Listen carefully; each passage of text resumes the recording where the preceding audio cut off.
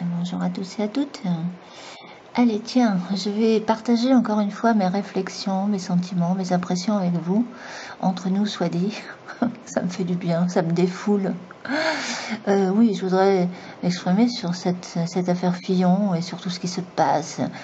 Et pour dire que si j'avais été à Paris, là, je crois que j'aurais été soutenir les fillonistes, même si je ne suis pas filloniste et que je ne voterai jamais pour François Fillon, ni au premier ni au deuxième tour, à moins qu'il soit en face d'un Emmanuel Macron.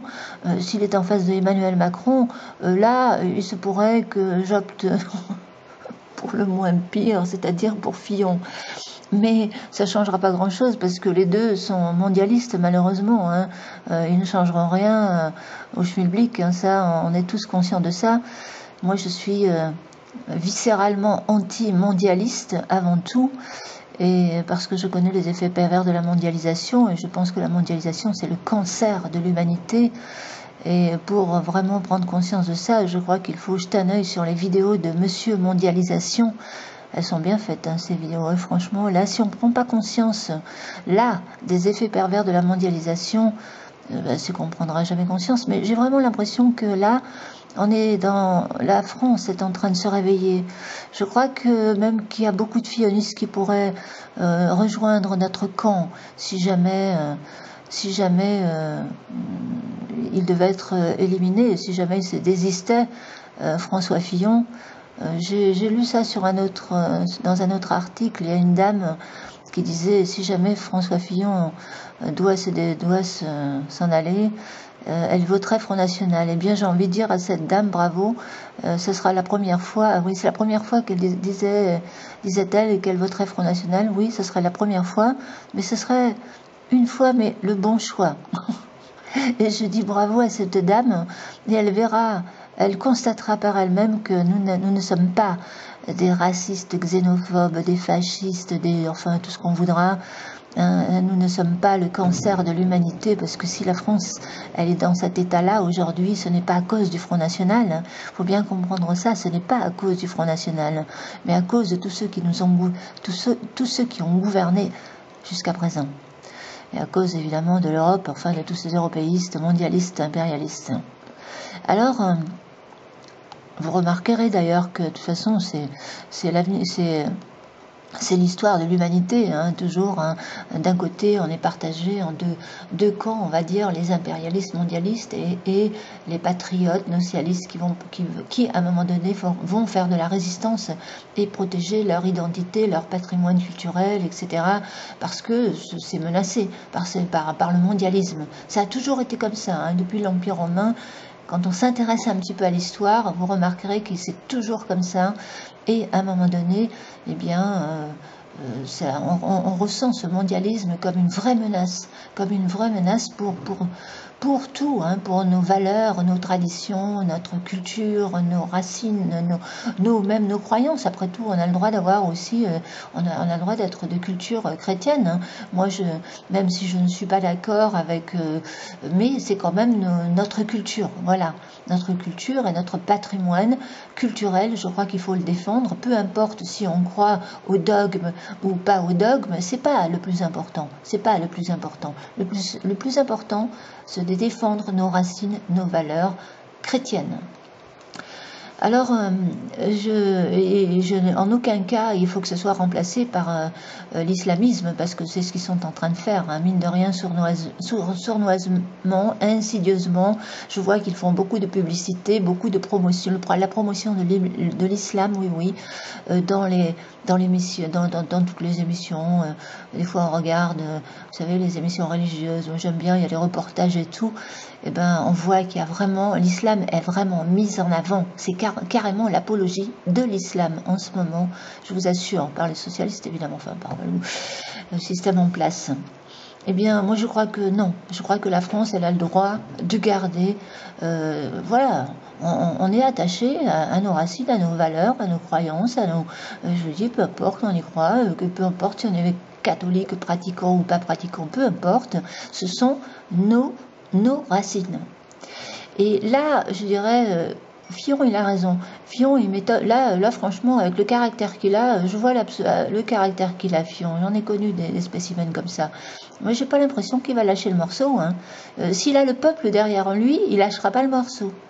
Et il a raison, parce que tous ces lâcheurs hein, autour de lui, là, parce qu'il a un paquet de rats d'égout qui quittent le navire, des rats d'andins qui quittent le navire parce qu'ils ont trop peur de perdre leur poste et de ne plus avoir... hein, voilà, ils sont carriéristes, hein, la plupart, tous ceux qui y a autour de Fillon, ceux qui ont lâché Fillon, ce sont des carriéristes. Voilà, ils n'œuvrent pas pour l'intérêt de la France, je peux vous le dire. C'est pour eux qu'ils œuvrent là. Voilà. Alors, mais là, il risque de... J'en sais rien, mais moi, je sais pas, j'ai le sentiment qu'il pourrait bien, s'accrocher et avoir le peuple avec lui. Hein, comme ça s'est passé avec Trump. Hein. De toute façon, ou ce sera lui ou Marine Le Pen, mais toujours est-il qu'on ne peut pas... pour moi, il n'est pas question que ce soit Emmanuel Macron, parce qu'Emmanuel Macron, pour moi, c'est la synthèse, de toute façon, c'est la synthèse des deux. C'est la synthèse des Républicains et c'est la synthèse. Ils sont en train de le diviniser, de le mettre sur un piédestal avec des techniques de manipulation du genre scientologie. Si, moi j'ai vu ça. Vous savez, j'ai aussi un petit peu bouquiné la dianétique, la scientologie à une époque. Et comme déjà dit, je m'intéresse à pas mal de choses. Et c'est des techniques de manipulation de haut niveau, hein, PNL, etc. Comment mettre le client dans sa poche, et sournoisement, etc.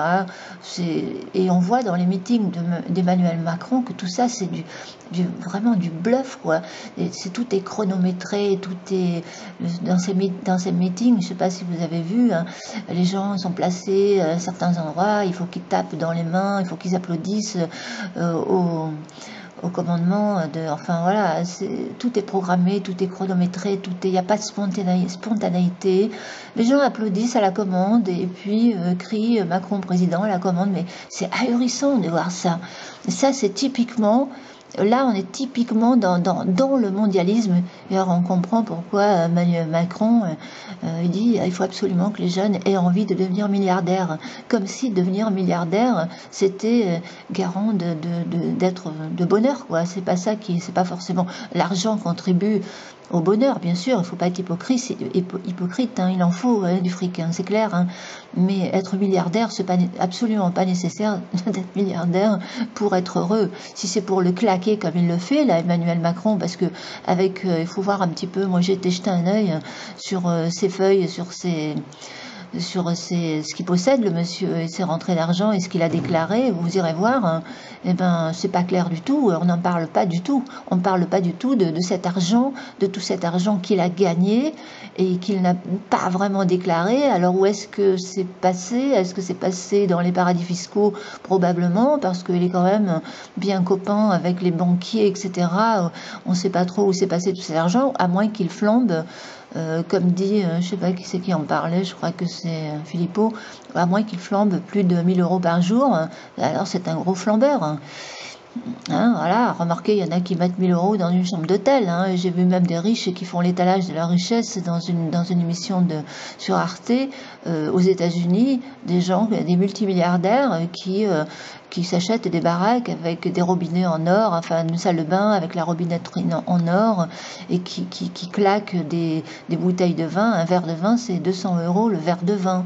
Hein, 1000 € ou 2000 €, 3000 € la bouteille, enfin c'est ahurissant, quoi, ahurissant ce qu'on peut voir, et ce sont des gens qui viennent étaler cette richesse d'une manière indécente, voilà, comme ça, et après ils s'étonnent qu'il y a aujourd'hui, vous savez, en Afrique, ils ont malgré tout tous Internet et des iPads, hein.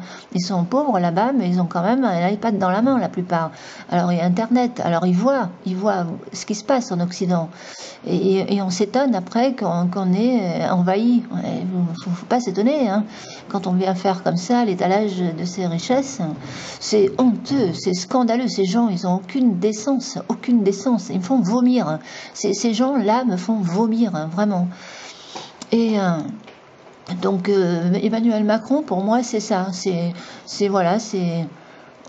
c'est le gros flambeur superficiel, son programme, bon, il fera peut-être quelque chose d'intéressant au niveau administratif, il va peut-être alléger, parce que c'est vrai que c'est lourd l'administration, toute cette paperasse, etc. De ce côté-là, il va peut-être réformer un peu, il va peut-être amener quelques réformes, mais sinon, rien ne changera avec Macron, pas plus qu'avec Fillon, parce que ce sont des mondialistes, c'est tout. Quand on connaît, je vous dis, les effets pervers de la mondialisation, il faut vraiment, vraiment les connaître. Je vous dis, allez voir les vidéos de Monsieur Mondialisation, ou alors lisez les bouquins, comme ceux que j'ai lus, moi, il y a déjà bien longtemps, de Jean Ziegler, l'empire de la honte, puis il y en a plein d'autres, des nouveaux qui sont sortis depuis, de toute façon. En tout cas, là, moi, je dis que il a raison de s'accrocher. Il a raison de s'accrocher, Fillon, même si ça m'arrange pas qu'il soit en face de Marine Le Pen. Je le dis comme je le pense. Je préfère avoir un Macron en face de Marine Le Pen parce que là, on aurait un mondialiste contre un patriote contre un mondialiste. Le choix serait voilà.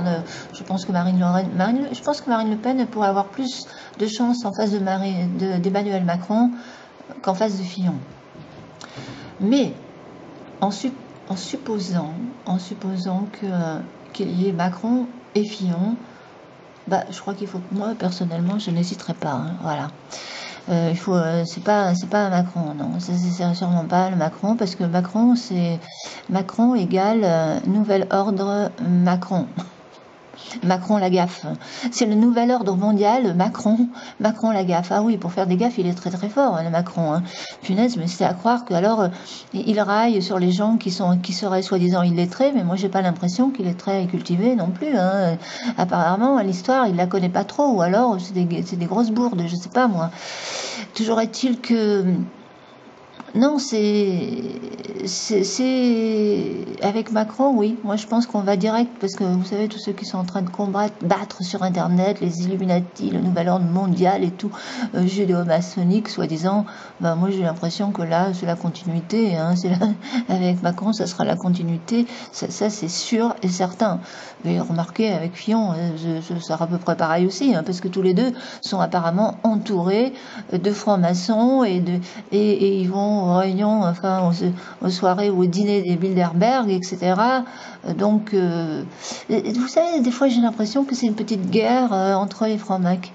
Et oui, ils sont tous les deux entourés de francs-maçons, étrangement, et j'ai l'impression qu'ils se tirent un peu dans les pattes en ce moment, les francs-maçons. Ils sont pas d'accord entre eux. Il y a des francs-maçons patriotes, et il y a des francs-maçons qui ne le sont pas, et d'autres plus mondialistes que d'autres. Toujours est-il que je pense qu'ils se tirent dans les pattes. Voilà. Alors, tout ça, vraiment, je trouve que c'est vraiment du gros cinéma.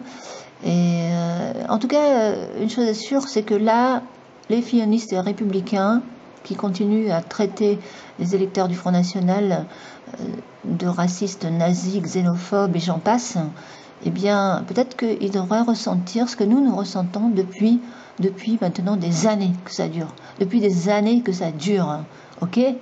Alors, je ne comprends pas d'ailleurs ce qu'on reproche vraiment au Front National, à part de redresser la France avec un programme qui tient la route, bien sûr, qui tient la route, et on n'a pas besoin d'avoir peur de son programme. Moi, je crois plutôt que c'est les autres qu'il faut avoir peur. Et s'il faut avoir peur des nazis, moi, je crois plutôt que c'est plutôt les socialistes. Le fascisme vert aussi à nos portes. Je dirais le fascisme vert islamiste et le fascisme vert écolo-extrémiste. Écolo-extrémiste, pour eux aussi, ils sont très, très forts. De toute façon, ils sont très main dans la main, les écolo-fascistes extrémistes, avec les mélanchonistes et puis tous les antifas, les gauchos, etc. C'est eux, oui. Et puis les socialistes aujourd'hui, franchement, ils peuvent se donner la main, tout cela. Parce qu'alors, ça, c'est non.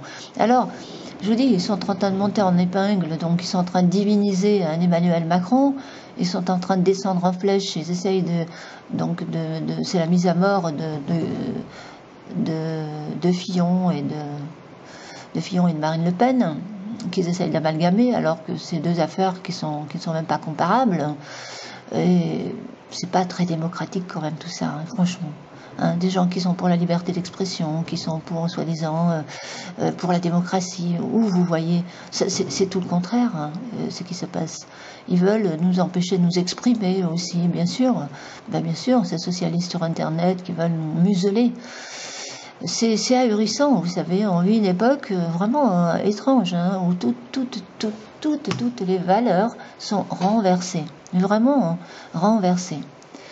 Alors, nous qui prenons quand même des valeurs, moi je sais pas, hein, moi je suis pour la justice, je suis pour la paix, je suis pas pour le boxon et les guerres civiles, etc. Au contraire, je ne veux pas que ça arrive, je veux pas qu'on en arrive là. C'est pour ça qu'il faut mieux prévenir que guérir, hein, parce que à force, je vous dis, à force de faire rentrer des milliers de gens comme ça en France, et à qui on peut pas, qui ne peuvent pas s'intégrer, et à qui on ne peut pas offrir ce dont ils ont besoin pour s'épanouir. Vous pensez bien qu'à un moment donné, ça ne peut que dégénérer, hein.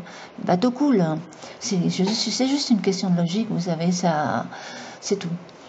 Alors, mais à cause de ça, donc on serait de la pire espèce. Non, je crois qu'ils sont surtout, les socialistes, ils sont vraiment dans le déni. Ils ont des grosses œillères, ils sont dans le déni. Et pour moi, la plupart, de toute façon, ce sont des carriéristes. Voilà. Qui ne cherchent pas l'intérêt de la France et des Français. Non, ce sont des carriéristes. Ils s'intéressent qu'à leur poste, etc. Et puis se tirent dans les pattes. Et puis c'est... Oh là là, c'est épouvantable. Et puis cette corruption. Ah, mais vraiment, hein, mais la grosse corruption, quoi. Hein, voilà. Alors, qu'est-ce que j'ai envie de dire d'autre? Ben, c'est tout. Je voulais juste dire, j'espère que les fionistes vont comprendre que là, c'est du lynchage. Ça, c'est sûr que c'est du lynchage. Et ce lynchage, eh bien, Marine Le Pen et toute la famille Le Pen ont été lynchés de la même manière. Voilà. Alors maintenant, j'espère qu'ils pourront se mettre un petit peu à notre place. Toujours est-il que moi, je suis pas rancunière. Je ne suis pas rancunière. Et je me dis effectivement, s'ils pouvaient prendre conscience, parce qu'il y a beaucoup de cathos quand même, hein, chez les fionistes, des catholiques, hein, s'ils pouvaient prendre conscience, en plus, que Jésus était patriote et nationaliste. Ah, ça, pour moi, c'est une certitude, hein, qui n'engage que moi. Il faudra que je développe sur une prochaine vidéo. Je développerai, parce que ça, je crois que ça mérite un développement. Mais s'ils pouvaient comprendre ça, eh bien, je crois qu'ils seraient vraiment de notre côté. Enfin, beaucoup se rangeraient de notre côté, vraiment. Parce que Jésus n'a jamais été universaliste et mondialiste, jamais. Ça, c'est une autre histoire, mais là, je ne vais pas tout mélanger. C'était juste pour dire, voilà, c'était juste pour dire que je soutiens cette manifestation et qu'ils ont bien fait de le faire, parce que c'est une question c'est la démocratie qui est en cause là, hein, qui est menacée, la démocratie qui est menacée, avec une justice à plusieurs vitesses, qui a des procédés pas orthodoxes, scandaleuses, je dirais, et ça c'est pas tolérable, c'est tout, c'est pas tolérable. Voilà. Merci en tout cas pour l'écoute et à bientôt.